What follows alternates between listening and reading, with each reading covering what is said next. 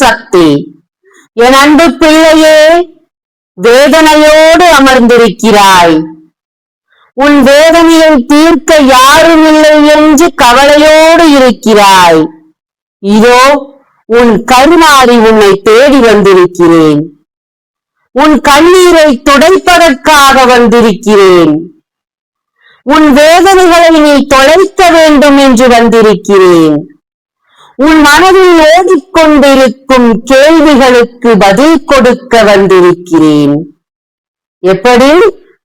உன் பதில் தேடிக்கொண்டிருக்கிறாய் அல்லவா? அந்த பதிலை கொடுக்க வந்திருக்கிறேன்.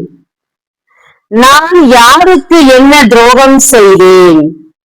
எந்த பாவமும் செய்யாத எனக்கு ஏன் இப்படிப்பட்ட சோதனைகள் வருகிறது?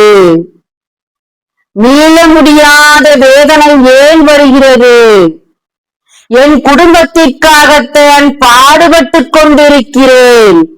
ஆனால் என் குடும்பத்தில் இருக்கும் வேதனை, சோதனை என்னை மூச்சுவிடக் கூட விட முடியாமல் தவித்துக் கொண்டிருக்கிறாய் நீ. எப்படி? உன்னால் மூச்சு விட முடியவில்லை இப்போது. அப்படிப்பட்ட துயரத்தில் இருக்கிறாய்.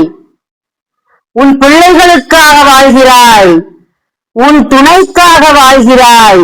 ஆனால் அவர்களுக்கே இப்போது நிம்மதி இல்லாமல் போய்விட்டது. யாரும் இங்கே ஒரு பெருமூச்சு விடுவதற்கு கூட நேரம் இல்லாமல் துன்பப்பட்டுக் கொண்டும் துயரப்பட்டுக் கொண்டும் வாழ்க்கையில் நிம்மதி கிடைக்காதா என்று தேடிக்கொண்டிருக்கிறாய் நீ. உன் பிள்ளைகள் படும் வேதனை உன்னால் தாங்க முடியவில்லை. உன்னை புரிந்து கொள்ள யாரும் இல்லை. இப்படித்தான் நடக்கிறது, இதனால் தான் நடக்கிறது என்று நீ சொன்னாலும் அதை நம்புவதற்கு இங்கே ஆள் இல்லாமல் போய்விட்டது. என்னை பற்றிய அவதூறுகள் என் சொந்தங்களுக்கிடையே உலாவுகிறது. உன்னை பற்றிய அவதூறு வந்து கொண்டுதானே இருக்கிறது. அதை யார் பரப்புகிறது? எல்லாம் உனக்கு தெரியும்.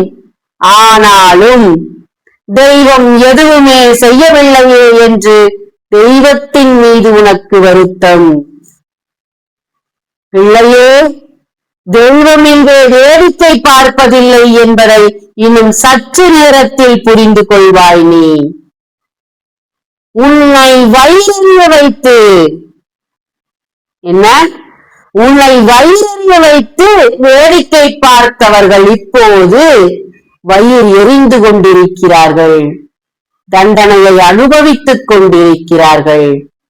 ஒருவரின் வலியை புரியாமல் ஒருவருக்கு வழி உண்டாக வேண்டும் என்று செய்யப்பட்டு உனக்கு கொடுக்கப்பட்டு நீ அழிந்து கொண்டிருக்கிறாய் என்று தெரிந்து சந்தோஷப்பட்ட ஒரு குடும்பம் இப்போது துயரப்பட்டுக் கொண்டிருக்கிறது என்பதை இன்னும் சற்று நேரத்தில் நீ தெரிந்து கொள்வாய். அது உன் செவிகளுக்கு வராமல் இருக்கிறது. இன்னும் சிறிது நேரத்தில் அது வரப்போகிறது பார். யாருக்கு என்ன துரோகம் செய்தேன்? ஏன் எனக்கு இப்படியானது? கெடுதல் செய்பவர்கள் நன்றாக இருக்கிறார்களே என்ற உன் கேள்விக்கு விடை இன்னும் கொஞ்ச நேரத்தில் கிடைக்கப் போகிறது. தெய்வம் இல்லை என்று நினைக்காதே. உன் வேதனைகளையும் சோதனைகளையும் களையப் போகிறது. இன்னும் கொஞ்ச நேரத்தில் உன் நிம்மதி உனக்கு கிடைக்கப் போகிறது. அது உன் பிள்ளைகளாலும் நீ கட்டிய உறவாலும் உனக்கு ஒரு நிம்மதி செய்தி கிடைக்கப் போகிறது. ஒரு சந்தோஷ செய்தி கிடைக்கப் போகிறது.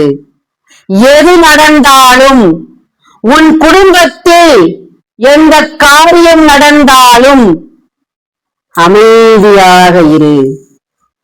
யாருடனும் எதையும் பகிர்ந்து கொள்ளாதே.